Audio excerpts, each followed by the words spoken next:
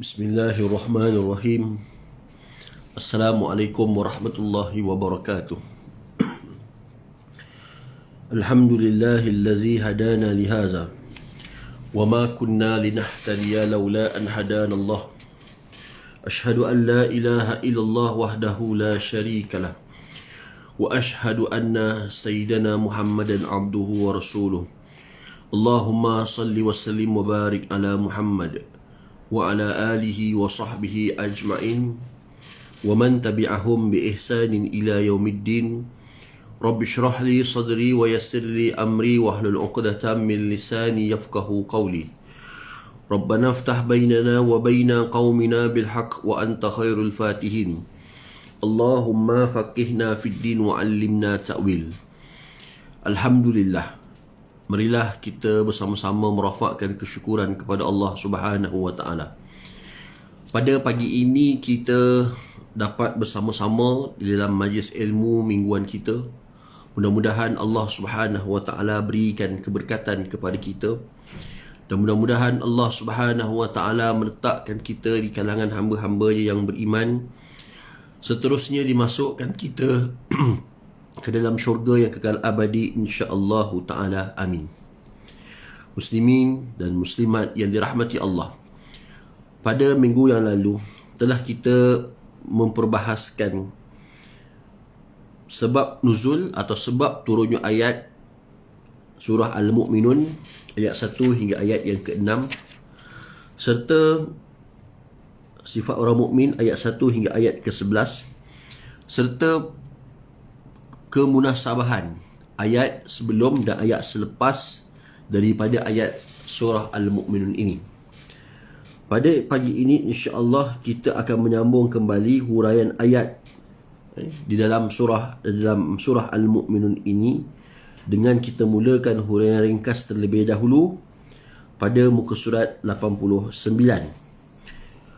Di dalam surah Al-Mu'minun itu keseluruhannya diturunkan di Mekah, kecuali pada ayat yang ke-75 hingga 77 sahaja yang diturunkan di Madinah. Ia diturunkan selepas penurunan surah Al-Anbiya ayat 1 hingga 11. Surah Al-Mu'minun itu memperkatakan tentang 7 perkara utama atau sifat utama yang menyebabkan seseorang itu berjaya, dan 7 sifat mulia atau 7 sifat mulia yang mana apabila ia terkumpul pada diri seseorang akan membawa kejayaan hidup di dunia dan di akhirat. Sifat yang pertama iaitulah sifat beriman, iaitulah berjayanya dan berbahagianya orang-orang yang membenarkan Allah, Rasulnya dan hari akhirat. Ini kerana apabila seseorang itu beriman dengan sepenuh hatinya, yakin dalam hatinya, percaya dengan lidahnya dengan menyebut ucapan syahadah itu, dan akhirnya dia beramal dengan apa yang telah diperintahkan, hasilnya akan membawa kepada ketenangan, kebahagiaan di hari akhirat. Dan ini nanti akan dirasakan oleh orang-orang yang beriman.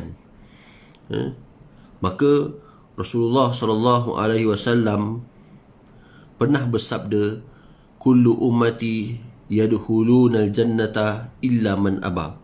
Setiap daripada umatku akan masuk ke dalam syurga kecuali mereka yang enggan. Maka sahabat bertanya, siapakah yang enggan itu? Siapakah mereka itu? Nabi kata, man ata'ani faqad dakhalal jannah wa man asani faqad aba. Sesiapa yang mentaati perintahku maka dia masuk ke dalam syurga, dan siapa yang melakukan larangan yang ditegah faqad aba, maka dialah orang yang enggan, iaitu orang yang enggan masuk ke dalam syurga. Jadi kerana itu orang yang beriman dia mesti membenarkan Allah, membenarkan Rasulullah sebagai utusan Allah, dan yang akhir sekali dia mesti beramal dengan apa yang Allah Subhanahu wa taala telah perintahkan. Yang kedua, iaitulah sifat kedua, khusyuk di dalam sembahyang. Kerana penumpuan bagi seseorang yang sedang melaksanakan solat, tumpuannya adalah kepada Allah Subhanahu wa taala. Umpama dia sedang bercakap, sedang berkomunikasi dengan Allah Subhanahu wa taala, Maka kerana itulah apabila khusyuk di dalam sembahyang, ia menghasilkan kerendahan hati, menghasilkan kefahaman dan menghasilkan jiwa yang tenang. Kerana setiap daripada apa yang kita lafazkan di dalam bacaan sembahyang itu, sebenarnya maksudnya itu telah kita ketahui, dan hasil daripada memahami maksud apa yang telah kita ucapkan, kita tidak akan melakukan kemungkaran. Kita tidak sekali-kali akan mencabar kekuasaan Allah. Kerana kita tahu apa yang kita baca, kita faham apa yang kita ungkapkan melalui surah-surah. Kerana semua itu adalah sesuatu yang benar di sisi Allah Subhanahu wa ta'ala. Maka kerana itu, khusyuk di dalam sembahyang adalah salah satu elemen yang sangat penting, kerana ia boleh menghasilkan fokus kita kepada ibadah semata-mata dan tidak memikirkan luar daripada ibadah. Maka kerana itu disuruh untuk kita memandang ke arah tempat sujud, kerana hukumnya adalah sunat. Jadi memandang ke arah tempat sujud supaya kita khusyuk, tidak terganggu oleh gangguan-gangguan yang lain. Perkara ketiga iaitulah menjauhi perkataan keji, menjauhi daripada semua perkara-perkara yang tidak ada faedah daripada sudut perbuatan maupun kata-kata. Maka kerana itulah di dalam surah Al-Humazah, Allah Ta'ala menceritakan tentang golongan yang suka menggunakan perkataan-perkataan itu buruk dan menggunakan wajah untuk mengekspresikan sesuatu yang kita tak suka, ataupun senyuman sinis sebagai contoh. Maka bila Allah Ta'ala sebut wailul likulli humazatil lumazah, jadi humazatil lumazah merujuk kepada dua bentuk sindiran, dua bentuk penghinaan, dua bentuk perbuatan keji yang dilarang oleh Allah, iaitulah kita mengeluarkan kata-kata yang tidak elok ataupun menggunakan wajah muka, mengekspresikan muka dengan wajah yang tak elok, menyindir, senyuman sinis dan sebagainya kepada orang lain. Jadi ini termasuk wailul likulli humazatil lumazah. Jadi humazatil lumazah tu satu daripada sudut perkataan, satu lagi daripada sudut memainkan mimik muka, menyindir, mengketawakan orang, contohnya menyindir dalam bentuk sindiran. Maka senyuman itu bukan senyuman yang real, senyuman itu adalah senyuman sindiran. Itu termasuk daripada ayat humazatil lumazah tadi. Yang keempat adalah berzakat, di mana telah kita terangkan bahawasanya sifat berzakat ini adalah menyucikan diri, menyucikan harta yang ada pada diri kita, dan juga memberikan sebahagian daripada harta kita kepada orang lain. Itu makna katanya berzakat. Di situ faham zakat, kerana zakat itu akan membantu orang-orang yang susah, membantu orang-orang yang tidak berupaya untuk mencari mata pencarian hidup.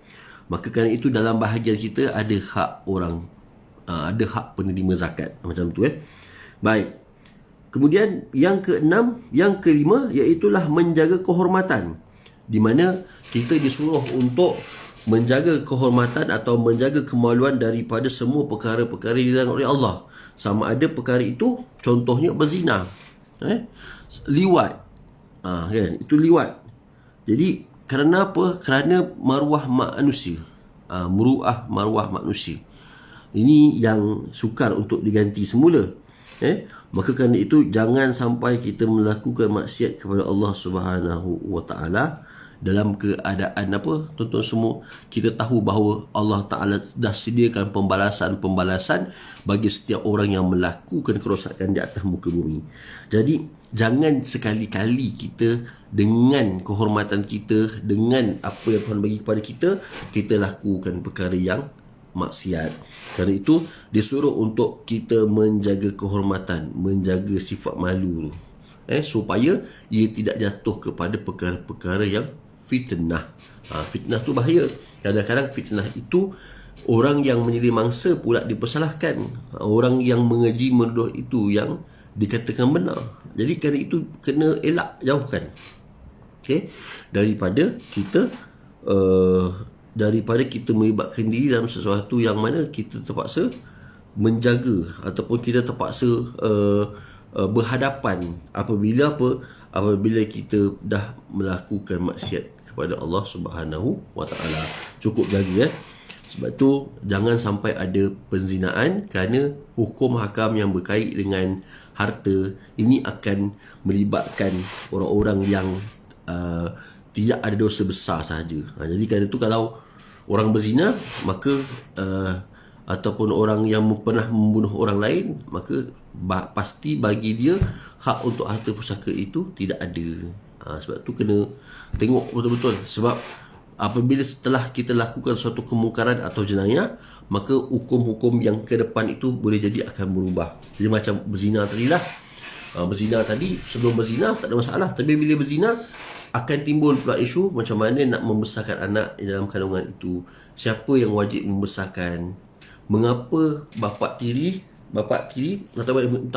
mengapa bapa penzina dia tidak dikira sebagai bapa kepada anak tadi? Ini semua ada perbahasan. Tapi makna kata dalam kehidupan kita, kalau berlaku perzinaan, maka akan berlakulah perubahan hukum-hukum tertentu pada individu tersebut. Ini kena jaga. Yang keenam, iaitulah menjaga amanah dan menunaikan janji. Dan ini sifat orang-orang yang berjaya. Disebabkan apa? Orang-orang yang diberikan amanah, dia tidak akan khianat. Apabila berjanji, ia tidak akan mungkiri, tidak akan tidak akan abaikan, tidak akan cuaikan. Sebab itu namanya amanah. Itulah jangan sekali-kali berkhianat dengan amanah.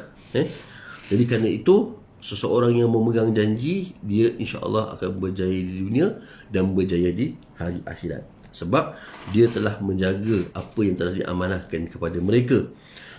Sebab itu, kalau ditanya dengan Imam Ghazali, apakah sesuatu yang lebih berat daripada dunia, maka jawapannya adalah amanah, tanggungjawab, jawatan. Jadi kerana itu, amanah dia bukan suatu kemuliaan, jawatan bukan suatu yang kemuliaan, tetapi amanah dan jawatan ini adalah suatu taklifan. Kita panggil taklifan bahasa Arab, tanggungjawab yang suatu masa nanti akan disoal oleh Allah Ta'ala di hari akhirat. Ini kita kena pegang. Bila kita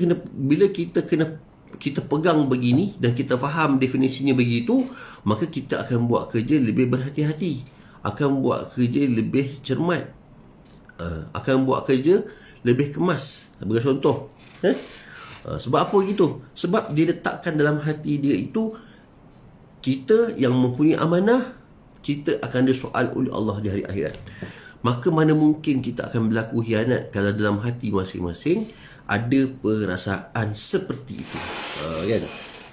Bayangkan, ada perasaan takut nak memegang sesuatu amanah kerana takut disoal. Tapi oleh kerana kita aja yang mampu buat, maka kita pun terima. Maka pada masa itulah Allah Ta'ala akan uji. Ini baik. Sebab itu, apa pun yang berlaku, jangan sekali-kali kita mengkhianati amanah. Tetapi makna katanya, kalau kita tak mampu, kita rasa Allah payahnya nak urus, maka jalan keluarnya adalah ada letak jawatan dan sebagainya. Kenapa? Sebab kita tahu bahawa kita sedang menguruskan manusia. Kita uruskan manusia, kita uruskan harta benda. Jadi kita bukan hanya berhadap dengan amanah yang kita simpan, tapi kita juga akan dituntut jawapan kita oleh manusia lain. Itu dia. Jadi disebabkan itu, maka segala amanah-amanah itu mesti dijaga elok. Maka dalam Quran kan disebut, innallaha ya'muru an tu'addu al-amanati ila ahliha wa iza hakamtum bainan nas an tahkuma bil adl innallaha ni'man ya'idzukum bih. Ila akhir ayat. Jadi di situ, ayat di situ, apa kata Allah Subhanahu Wa Taala, innallaha ya'murukum, sesungguhnya Allah Taala telah memerintahkan kepada kamu, innallaha ya'murukum an tu'addu al-amanati ila ahliha, supaya kamu memberikan amanah itu kepada haknya. Memberikan amanah itu kepada haknya. Jadi siapa punya hak tu? Wa iza hakamtum bainan nas an tahkuma bil adl. Jadi sampai satu masa, bila kamu nak menghukum seseorang atau menghukum di antara dua orang di kalangan kamu, hendaklah kamu menghukum secara adil. Itu dia. Jadi kerana itulah orang yang menunaikan amanah dan menunaikan janji, Allah Ta'ala akan bagi kesenangan di hari akhirat. Itu dia. Sebab itu, apa pun posisi kita, di mana pun kita duduk di dalam jabatan ke apa ke, jangan sesekali mengkhianati amanah, kerana Allah Subhanahu Wa Ta'ala akan membalas perbuatan-perbuatan orang-orang yang mengkhianati amanah. Sebab tu bentuk nak dipikul. Kita tak sanggup nak berjalan dengan badan yang sengit sebelah di hari akhirat akibat kerana kita mengambil amanah sedangkan kita tahu kita tak mampu untuk buat perkara tersebut. Okey. Dan yang ketujuh iaitulah menjaga sembahyang. Iaitulah dengan menunaikan sembahyang dalam waktu dan sempurna rukun-rukunnya. Jadi rukun sembahyang ini setengah kitab ada tulis sebanyak 13 rukun 13 rukun. Setengahnya lagi menulis sebanyak 18 rukun. 18 rukun ini macam mana boleh beza dengan 13 rukun? Kerana 5 rukun lagi adalah tomak ninah dan tomak ninah lain. Kalau 13 dia akan rukuk serta tomak ninah, satu rukun. Sujud serta tomak ninah, satu rukun.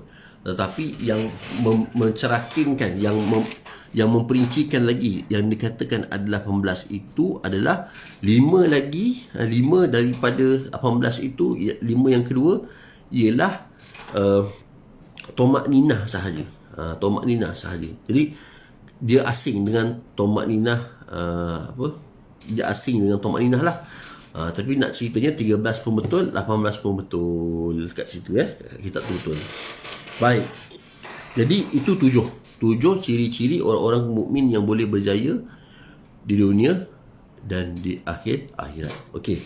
Mereka yang memiliki ciri dan sifat tersebut akan mendapat anugerah syurga Firdaus. Syurga Firdaus, syurga di mana? Syurga yang paling teratas sekali. Ini satu keistimewaan Jadi bukan senang nak dapat syurga Firdaus ni. Tapi ada orang yang Allah Ta'ala berikan supaya dia ini adalah orang-orang yang termasuk juga dalam syurga. Kan? Walaupun dia mungkin tak sama dengan syurga Firdaus, mungkin, tapi syurga juga. Tapi kita orang beriman, kita nak masuk syurga yang syurga Firdaus. Syurga Firdaus itu. Jadi dalam Al-Azkar Imam Nawawi juga, bahawasanya Nabi SAW telah mengajarkan kepada kita, kalau nak minta syurga, mintalah syurga yang paling canggih, ataupun minta syurga yang paling tinggi sekali, iaitu namanya mintalah syurga Firdaus. Itu dia. Jadi kerana itu kita faham kenapa syurga Firdaus ini adalah syurga yang paling mulia di atas sekali. Itu dia syurga Firdaus yang paling indah. Okey. Itu huraian secara ringkas. Baik, kita pergi pula huraian secara terperinci. Orang beriman akan berjaya. Qad aflahal mu'minun. Qad aflahal mu'minun. Wahai Qad aflahal mu'minun, sesungguhnya telah beriman.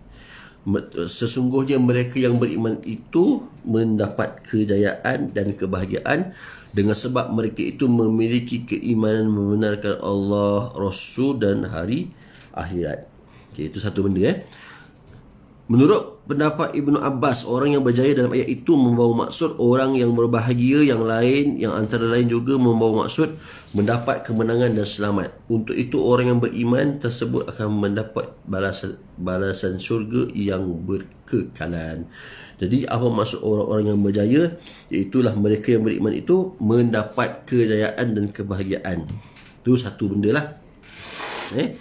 Okey, kenapa boleh berjaya? Dengan sebab dalam hati mereka ada keimanan kepada Allah dan keimanan kepada Rasulullah sallallahu alaihi wasallam. Maksudnya keimanan kepada Rasul.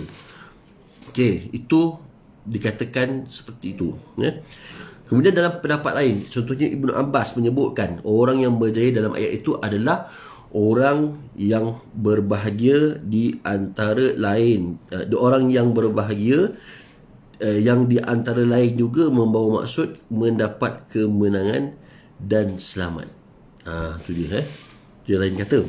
Baik, kemudian untuk itu orang yang beriman tersebut akan mendapat balasan syurga yang berkekalan. Jadi itu telah dijamin oleh Allah Subhanahu wa taala. Jadi kerana itu orang-orang yang berjaya disebabkan mereka itu adalah kerana mendapat kejayaan dan kebahagiaan, maka kerana itulah mereka sanggup untuk membenarkan Allah, Rasul dan hari akhirat. Jadi kerana itu, kenapa? Sebab iman dalam mereka ini tidak pernah tanggal yang 4 perkara ni. Jadi semua ada dalam tu. Baik. Kemudian khusyuk ketika sembahyang, alladzina hum fi salatihim khashi'un, iaitulah tenang, tenteram dan takut kepada Allah. Itu maksud khusyuk. Dia tenang, dia tenteram dan dia takut kepada Allah. Dalam erti kata lain, khusyuk itu membawa maksud tenteram dan hadir hati untuk mengingati serta takutkan Allah Subhanahu wa taala sahaja, dengan tunduk merendah diri dari sudut hati dan anggota. Jadi perkataan allazina hum fi salatihim khashi'un, tenang, tenteram, baik. Jadi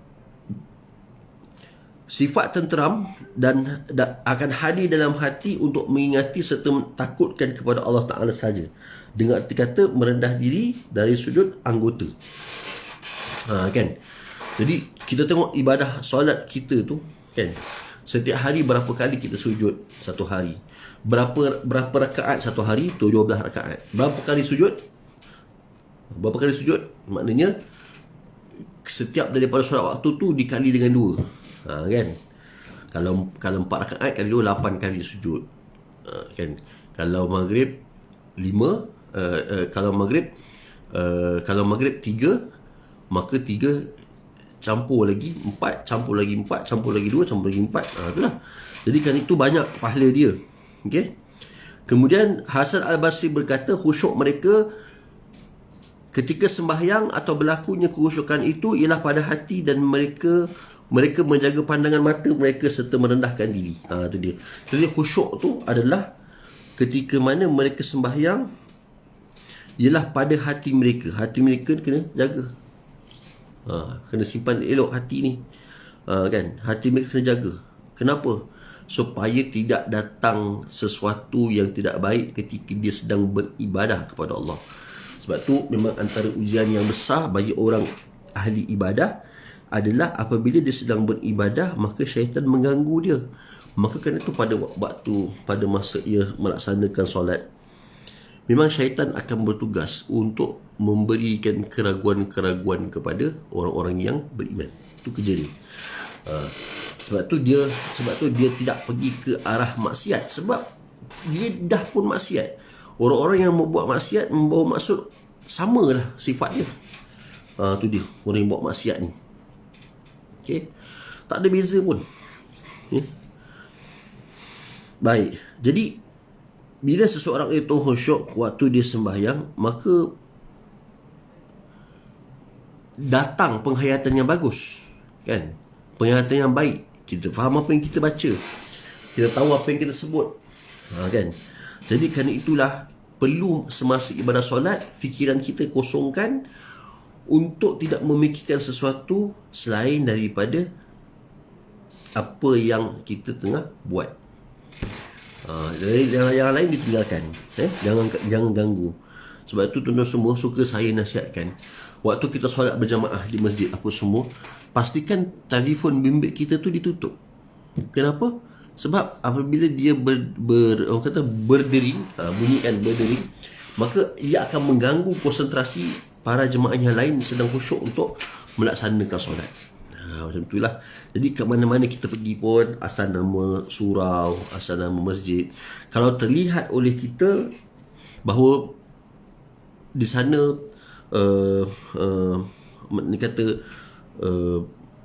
tidak ada sesuatu, tidak ada sesuatu yang boleh menyenangkan hati kita bila dia sampai ke masjid, maka sebenarnya kita memang ada masalah lah, ada problem. Tetapi ada orang melihat bahawasanya bagaimana masjid itu mampu menjinakkan hati dia, atau orang kata memberikan ketenangan hati bila nampak rumah Allah ni. Tu dia.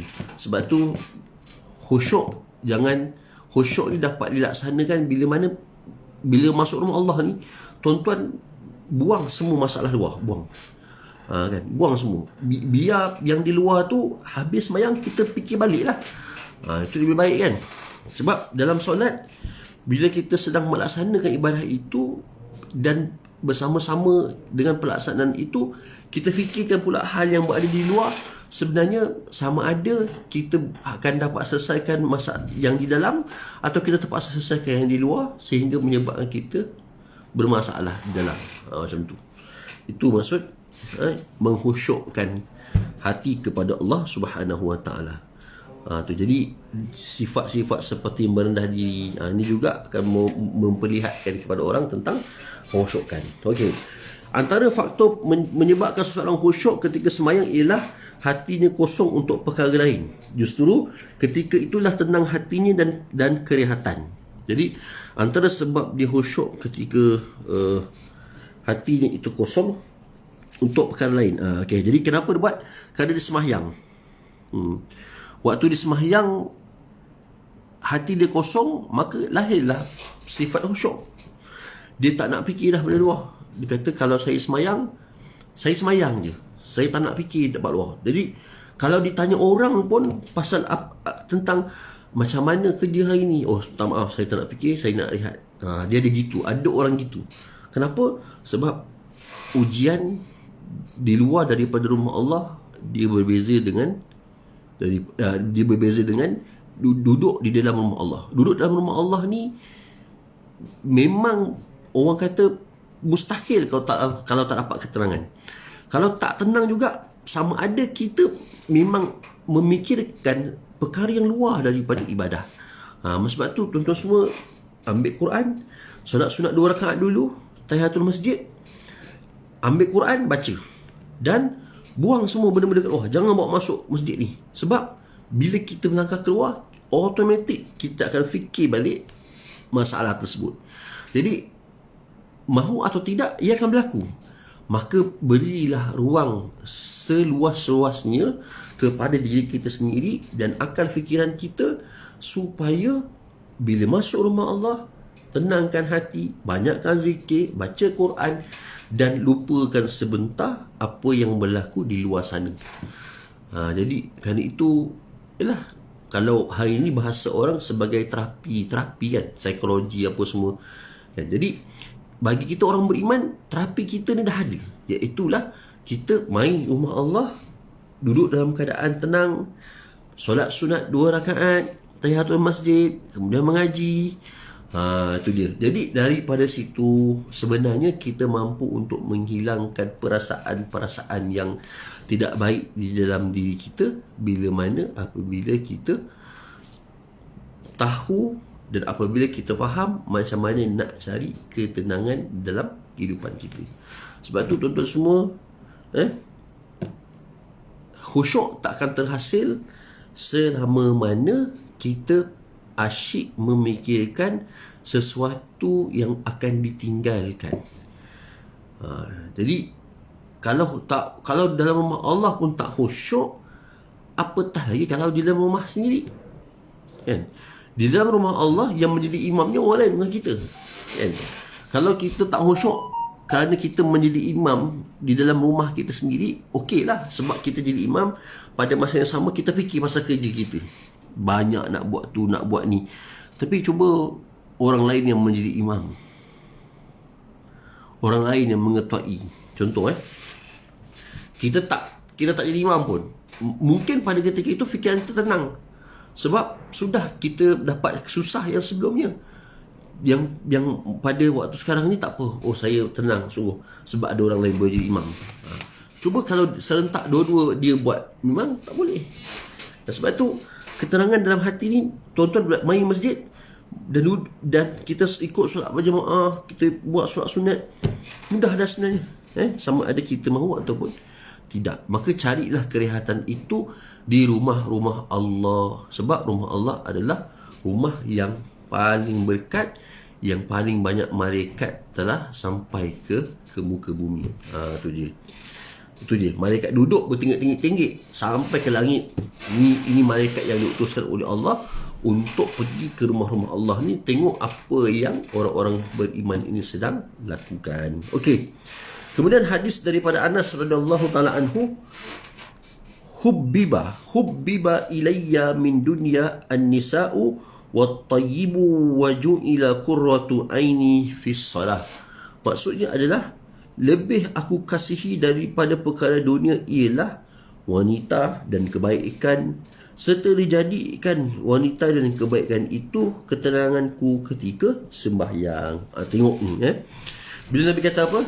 Lebih aku kasihi daripada perkara dunia ialah apa dia yang disukai oleh Nabi, iaitulah wanita dan kebaikan, serta dijadikan wanita dan kebaikan itu ketenanganku ketika sembahyang. Maksudnya ada isteri kan, ada isteri, kebaikan yang kemungkinan amalan-amalan yang kita buat, isteri yang solehah, amalan-amalan kebaikan kita buat, itu nilainya lebih mahal daripada harga isi dunia kan. Apatah lagi kalau wanita solehah itu dia adalah pembantu kita yang baik. Itu penting. Nah, itu penting. Isteri kita yang memahami, isteri yang faham kan. Di samping itu, kebaikan-kebaikan amal ibadah itu memberikan ketenangan kepada diri kita sendiri. Itu dia. Jadi nak ceritanya, kalaulah isteri tu boleh sembahyang bersama-sama kita, suami, tenang tak hati? Tenang. Ada pula anak-anak yang duduk di dalam satu saf ikut ayahnya solat. Tenang tak hati? Tenang. Sebab mudah. Bagi kita mungkin kita nampak, oh mudah nak urus. Itu bagi kita. Bagi orang awam mungkin nampak, oh mudah nak urus. Tetapi dia tidaklah seperti itu. Tetapi apa yang bagusnya adalah bila seseorang itu sudah ada isteri yang solehah, sudah ada anak yang soleh dan solehah, yang mana dia mampu aturkan supaya anak dan isteri ini sama-sama solat berjamaah di rumah. Ini yang terbaik, yang bagus, yang paling bagus. Jadi suami itu bebanannya kurang. Bebanannya adalah sebagai seorang suami untuk menjaga keluarga, tetapi bebanannya juga berkurang disebabkan dia itu makna kata dia itu dah mudah, isteri ini dah mudah, isteri dah faham. Isteri sudah difahami lagi tentang kewajipan menutup aurat, sebagai contoh. Isteri sudah faham dah benda itu boleh, benda ini tak boleh. Jadi suami akan mudah sikit urusan dia. Ini sangat-sangat orang kata penting jugalah ni. Baik. Kemudian hadis lain yang diriwayatkan daripada seorang lelaki daripada Aslam, di mana Rasulullah SAW bersabda, "Ya Bilalu arihna bis salah." Wahai Bilal, tenangkan kami dengan sembahyang. Jadi memberi isyarat kepada Bilal bin Rabah, maksudnya azanlah. Kan? Kami dengar azan tu pun kami dah tenang.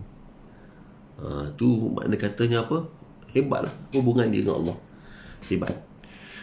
Kita kalau sembahyang pun masih tak tenang lagi, maksudnya ada masalah kita.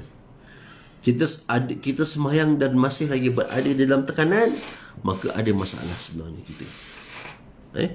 Sebab tu dia dah diberitahu sembahyang ni bawa ketenangan.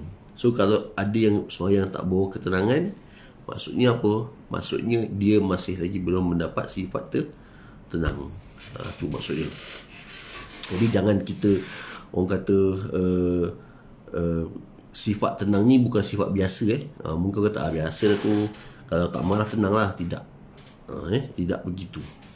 Jadi kerana itu kita mesti memahami keadaan-keadaan di mana dalam diri kita ini, walaupun ada sifat marah, sifat cemburu, sifat takut, sifat suka dan sebagainya, tetapi makna kata sebagai seorang manusia kita memahami keadaan itu. Maka berusahalah bersungguh-sungguh supaya menjadikan solat itu sebagai suatu ibadah, bukan sekadar ibadah fizikal, ibadah badaniah kita panggil, tetapi juga ibadah yang menuntut kepada rohani, ibadah yang menuntut kepada penghasilan ketenangan apabila selesai melaksanakan solat. Itu benda penting lah. Baik. Pengertian khusyuk. Okey. Pengertian khusyuk, apa dia khusyuk? Iaitulah merendahkan diri yang merangkumi hati serta perbuatan anggota lahir, anggota zahir ataupun lahir, Justru itulah orang yang khusyuk ketika sembahyang ialah mereka yang hadir hati sepenuhnya kepada Allah, yang menepati perbuatan anggota selari dengan hati demi membesarkan Allah serta tidak memperingati yang lain selainnya. Oleh itu khusyuk dapat dijelaskan dalam dua pengertian, iaitu yang pertama hati yang hadir, yang kedua mengingati Allah semata-mata. Sudut perbuatan yang tenang, tepat, tidak mendengar sesuatu pun dan tidak bergerak. Ini dia. Jadi tengok keadaan ini. Jadi khusyuk tu apa? Merendahkan apa yang merangkumi hati serta perbuatan lahir. Jadi merendahkan hati kita. Kadang-kadang kan kita orang tanya sesuatu masalah tu kepada orang lain. Contoh tapi kita ni berada di situ kan. Mungkin orang yang kena tanya tu dia tidak mengetahui jawapannya, tetapi kita ni yang duduk sebelah ni kita tahu jawapannya. Maka kalau mengikut adabnya adalah kita yang tak ditanya soalan tersebut adalah lebih baik kita diam. Kita diam. Kenapa jadi begitu? Kerana adab kita dengan orang yang kena tanya. Macam tu. Sebab tu kadang-kadang kita up sangat, kita show off sangat kan, ataupun kita istilah orang panggil apa, apa dia panggil, Lone Ranger. Bukan Lone Ranger, orang kata dia tu nak ke depan dia sahaja, tidak diberikan penghargaan kawan-kawan yang bantu, kan, dia nak dia je nampak. Jadi ini kena hati-hati. Kena hati-hati. Sebab takut nanti kalau kita ke depan sangat, akhirnya kita akan tersalah langkah. Kan, kita tersalah langkah. Sedangkan pada masa yang sama ada orang lain mungkin yang memahami situasi dan keadaan itu. Sebab tu kerana itu bila disebut khusyuk, maka dia letak dua syarat je. Satu, hati yang hadir mengingati Allah. Satu. Kedua, dia mengingati Allah Ta'ala semata-mata, di mana setiap daripada perbuatan dia tu orang kata tenang. Perbuatan dia tenang, kan, percakapan dia tenang. Jadi ini tanda bahawasanya dia sudah mencapai satu keadaan takarub ataupun mendekatkan diri kepada Allah Subhanahu Wa Ta'ala. Tu. Jadi macam orang zikir, khusyuk dia tak terganggu pun walaupun ada bunyi bising daripada datang orang lain, tapi dia terus zikir subhanallah. Kan? Jadi kenapa? Sebab orang-orang ataupun seperti apa yang telah disebutkan itu, maka orang yang hati dia hadir hanya untuk Allah, kan, kemudian dia ingat Allah semata-mata, ini suatu keadaan yang sangat luar biasa dan hebatlah, kan. Jadi sifat keterangan itu akan muncul bila kita beramal dengan keadaan itu. Jadi hati kita ni memang nak buat sesuatu tu kerana Allah, kan. Apa-apa yang kita buat itu semua mengingati nama-nama Allah. Ini benda yang orang kata mungkin kita dari segi hubungan logik itu tak ada. Tapi macam mana Allah Ta'ala boleh declare orang yang khusyuk dia boleh berjaya dunia akhirat? Tu. Secara logik kita nak relate pun mungkin payah nak relate. Tapi Allah Ta'ala dah bagi jaminan. Yang khusyuk, orang yang khusyuk dunia berjaya, akhirat berjaya. Kan? Itu sesuatu yang luar biasa lah kita katakan sebagai manusia, kerana Allah Subhanahu Wa Ta'ala yang memberikan syarat. Okey, cara memperolehi khusyuk. Sembahyang khusyuk yang paling tinggi nilainya ialah khusyuk dari sudut hati dan perbuatan serentak. Antara cara supaya hadir hati dan juga khusyuk ketika sembahyang ialah memandang tempat sujud. Ini awal-awal lagi kita bagi tahu dah. Pandang tempat sujud tu hukumnya sunat. Tu. Jadi follow, tengok tempat sujud tu. Okey, supaya kita hanya fokus kepada apa yang kita baca dan tidak kita disibukkan dengan apa yang berlaku pada orang lain. Tu satu. Kedua, memahami makna ayat yang dibaca. Jadi apa ayat yang kita baca selalu? Al-Fatihah wajib dah, kan, dalam solat. Kalau tak baca Fatihah maka tidak sah solat. La solata liman lam yaqra bi Fatihatil kitab. tidak ada solat bagi orang yang tidak membaca Al-Fatihah. Dipanggil qiraatul kitab. Kan? Itu satu perkara. Kemudian apa yang kita boleh belajar secara perlahan-lahan untuk kita tahu makna dia? Kan? Al-Fatihah mesti Al-Fatihah mesti, itu wajib kan. Maka kita pun buka bilik tafsir Quran. Alhamdulillahirabbil alamin, segala puji bagi Allah, Tuhan sekalian alam. Dia sebut alhamdu. Alhamdu ni adalah suatu perkataan di mana tidak ada lagi pujian yang lebih hebat daripada pujian kepada Allah Subhanahu wa taala. Itu dibahaskan oleh ulama tafsir. Tapi kita tak mampulah nak tahap kepada penafsir yang mendalam, tapi kurang-kurangnya kita memahami apa yang zahir. Dalam surah Wadduha ke bawah tu kan, banyak surah-surah yang pendek-pendek yang kita ambil sedikit sebanyak daripada apa yang cuba nak disampaikan itu. Itu lebih baik. Kenapa? Sebab dengan memahami ayat yang kita baca, lagi mudah untuk kita meletakkan diri kita dalam keadaan khusyuk untuk kita beribadah kepada Allah. Jadi belajarlah kan ilmu tafsir contohnya. Jadi kerana tu kita tahu iza jaa nasrullahi wal fath, apa maksudnya? Wa ra'aitan nasa yadkhuluna fi dinillahi afwaja, apa maksudnya?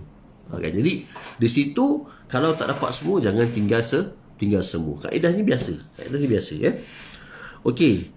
Dan yang ketiga adalah menunaikan tanggungjawab dengan ikhlas, rela, bersedia dan tenang.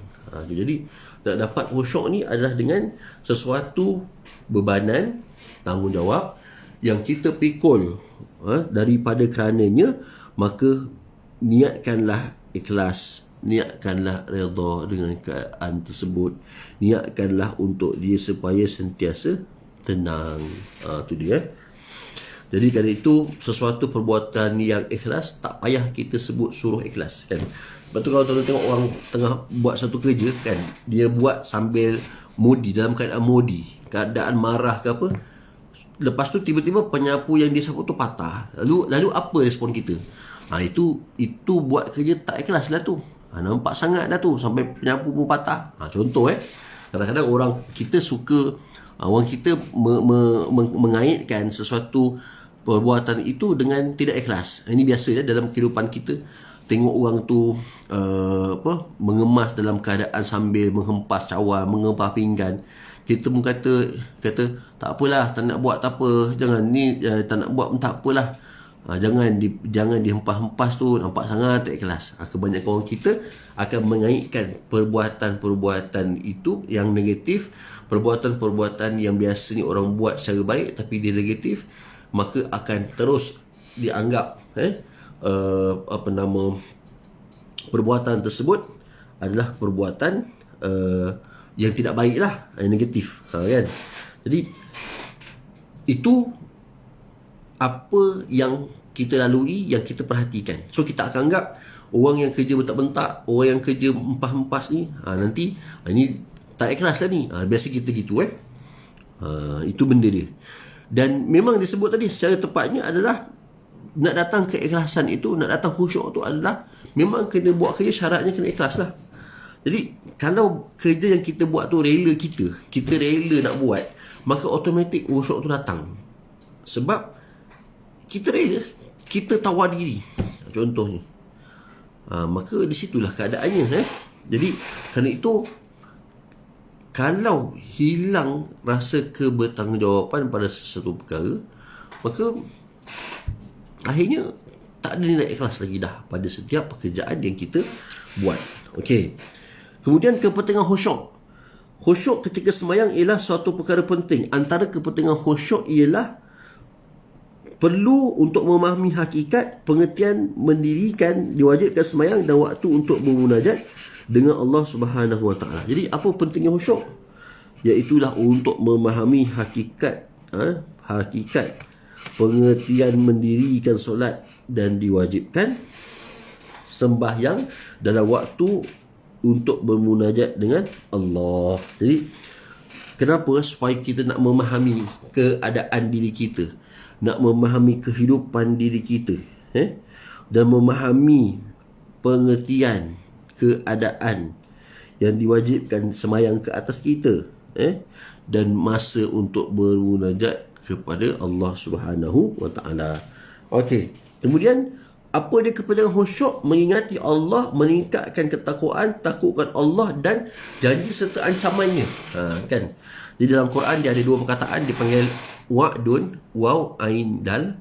Satu lagi perkataan wa'idun, waw, ain, ya, dal. 4 huruf. Yang satu tadi 3 huruf, satu lagi 4 huruf. Apa beza wa'dun dengan wa'idun? Wa'dun adalah balasan kebaikan. Wa'idun, waw, ain, ya, dal adalah balasan keburukan. Ini okey. Maka dia ada beza kat situ. Baik. Kemudian yang ketiga, selain itu seseorang yang khusyuk dapat mentadabur. Tadabur maksudnya kita mengambil pelajaran. Ayat-ayat Al-Quran, memahami pengertian Al-Quran yang didengar dan dibaca dalam waktu sembahyang. Apa yang didengar dan apa yang dibaca selepas daripada selesai solat atau di luar solat, maka dia memahami. Memahami. Jadi dengan khusyuk kita boleh memahami apa-apa yang kita nak daripada Al-Quran. Itu khusyuk. Jadi kan itu kita panggil sebagai apa? Kesungguhan, kan? Ketekunan kita. Sebab tu jangan risau kalau hari ini kita tak mahir membaca Al-Quran, tetapi kita masih berpeluang untuk membacanya. Yang kita perlu risau adalah selepas daripada ketiadaan kita di dunia ini, yang mana nanti dijawab oleh Allah, dijawab oleh kita nanti di hari akhirat, mengapa tidak engkau solat bersama, contoh kan, kenapa engkau tidak mempelajari Al-Quran, contohnya. Sebab tu selagi kita diberikan nikmat, maka berusahalah, tu dia, untuk belajar membaca Quran.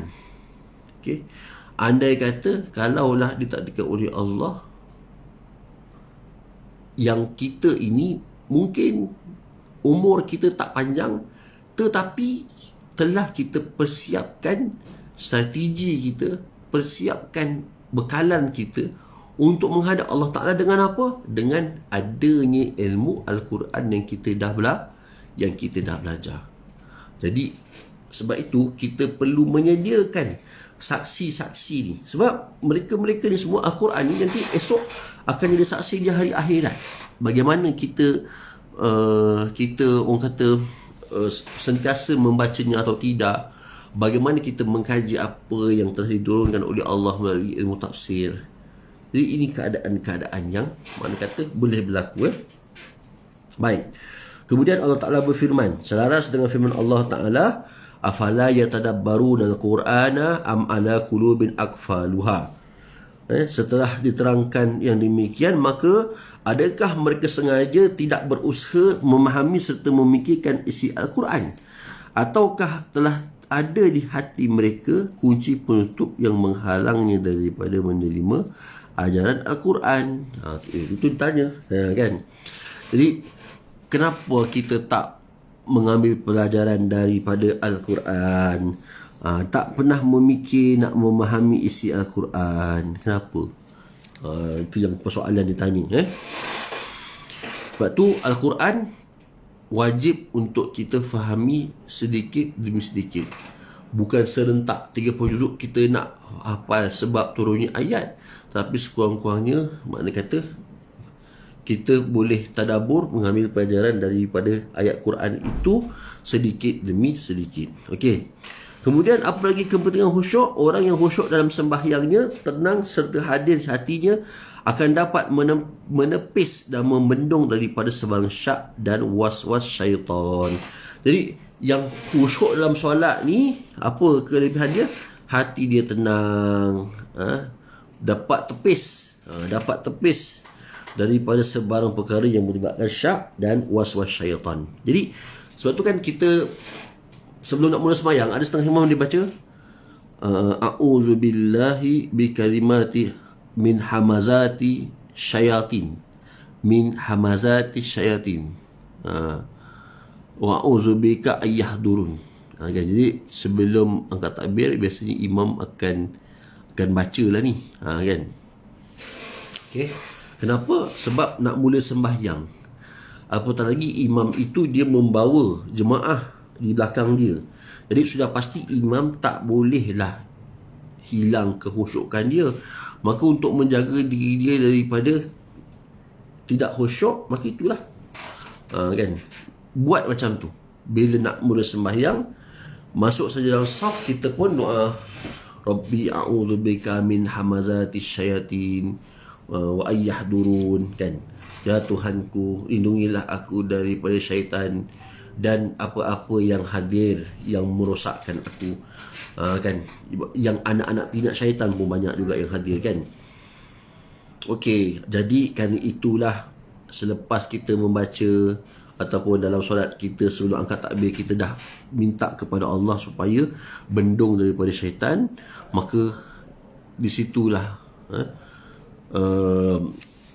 apa nama, Allahumma salli Muhammad, syaitan tidak akan dapat mengganggu. Tak akan dapat mengganggu. Jadi kita pernah sebut dulu, penyakit syak dalam kalangan individu-individu orang-orang Islam itu memang wujud, sehingga syak mereka itu, mereka mengulangi ambil wuduk tu sebanyak beberapa kali. Begitu juga ada yang syak pada perkara-perkara yang lain, dan makna kata benda ni cukup bahaya, lebih-lebih kalau ia berada dalam sedang beribadah. Jadi kita pernah jumpa lah, saya sendiri pernah jumpa semasa ada buat satu kursus bersama dengan pelajar sekolah, di mana ada seorang pelajar perempuan yang dia dah habis sembahyang, dan dia minta izin untuk sembahyang lagi. Tu yang kita rasa macam pelik. Tiba-tiba dia beritahu, saya rasa ustaz, saya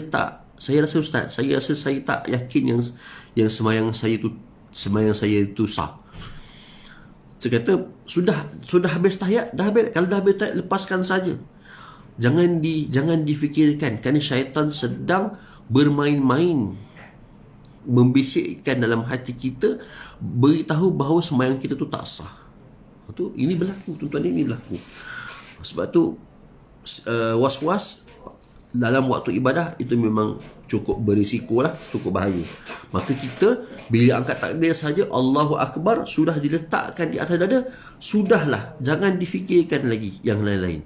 Jangan dibawa lagi benda-benda yang lain dalam sembahyang kita.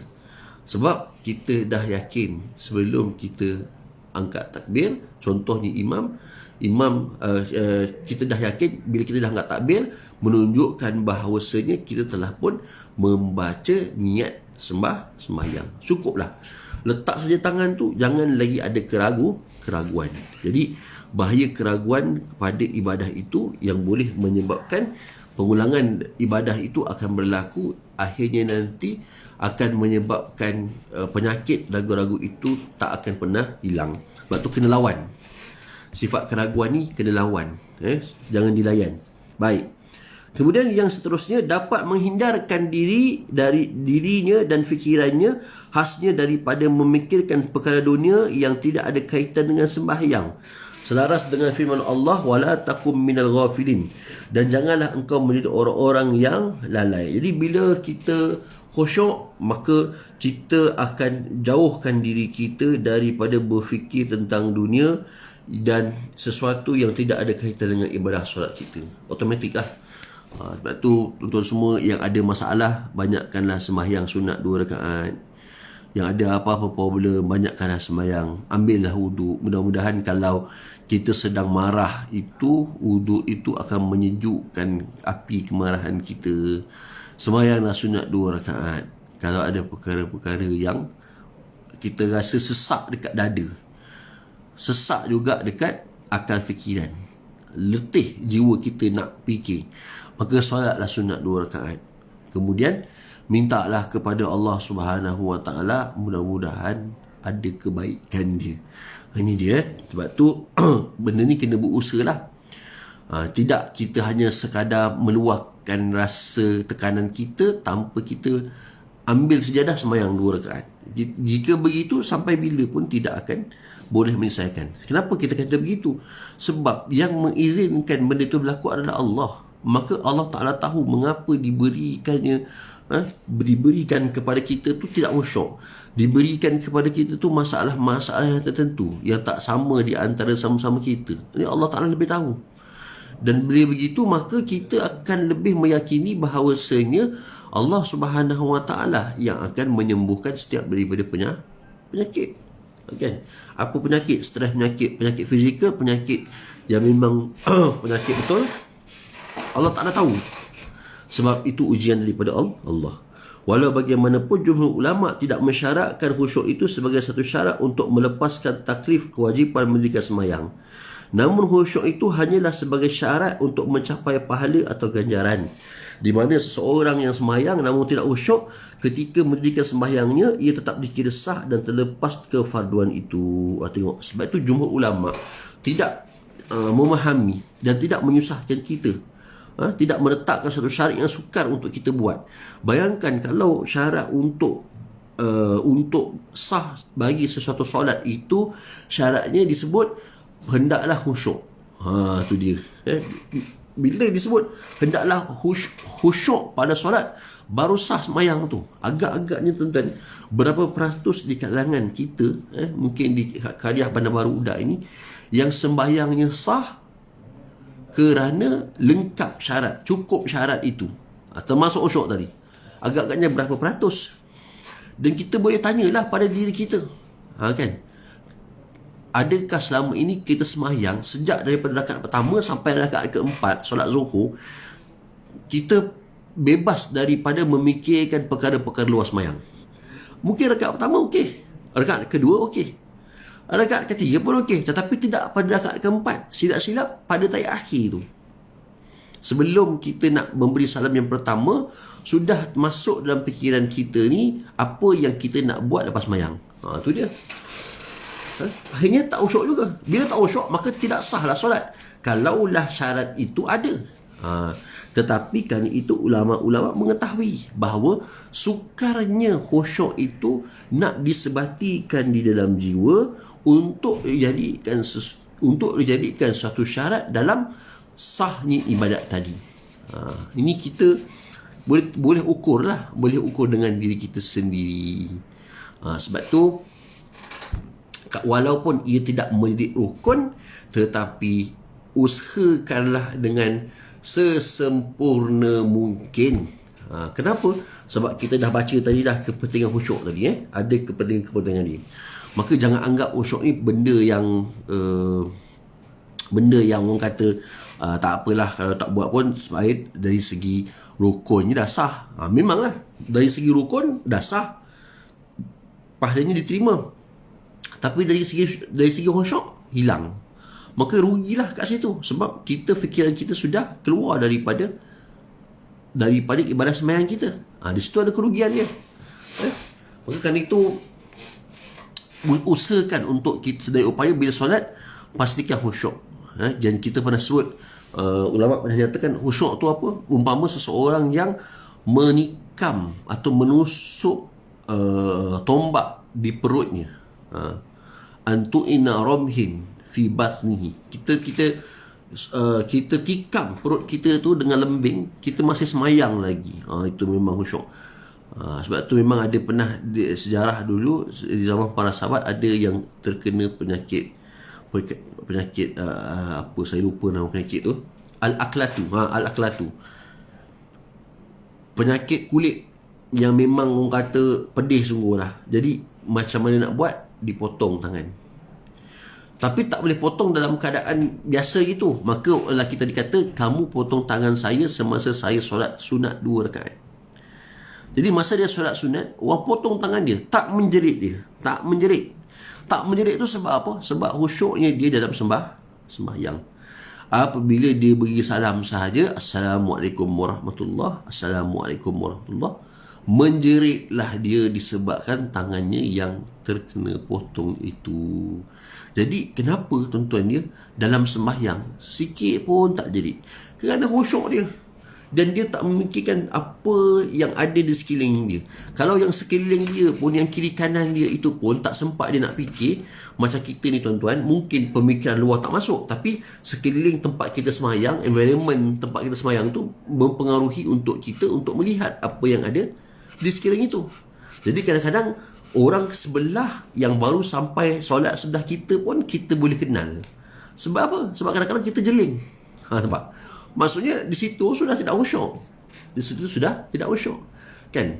Apatah lagi kalau ada benda-benda yang memang kita rasa Allah mengganggu. Contohnya lipas datang kat sejadah kita, tikus lalu kat sejadah kita, kucing lalu kat sejadah kita, automatik dia akan boleh menarik perhatian. Kita pun tengok, maka hilanglah khusyuk. Dalam hati kita pula menyumpah seranah pula kucing kat situ, maka hilanglah khusyuk kat situ. Jadi sesuatu yang susah sebenarnya. Maka berusahalah supaya dengan khusyuk itu amal ibadah kita mendapat pahala yang lebih. Amal ibadah kita dapat pahala yang besar di sisi Allah Subhanahu wa taala. Jadi itu kena masing-masing kena usahakan untuk dapatkan khusyuk. Tu dia. Baik. Maka insya-Allah kita akan berhenti setakat itu. Kita akan sambung pada minggu hadapan, menjauhi perkara melalaikan. Okey. Kita tengok insya-Allah. Jadi sedikit daripada perkongsian kita pada pagi ini, mudah-mudahan akan menjadi amalan harian kita, dan mudah-mudahan Allah Subhanahu wa taala terus memberikan kita keberkatan umur kita, keberkatan masa lapang kita, dan mudah-mudahan Allah Ta'ala terus mengangkat wabak-wabak penyakit yang berlaku pada hari ini, dan mudah-mudahan kita semua berada di dalam lindungan dan rahmat Allah Subhanahu wa taala, insya-Allah. Sekian, bertemu lagi di masa akan datang. Aqulu qauli hadza wa astaghfirullahal azim li wa lakum. Assalamualaikum warahmatullahi wabarakatuh. Terima kasih semua.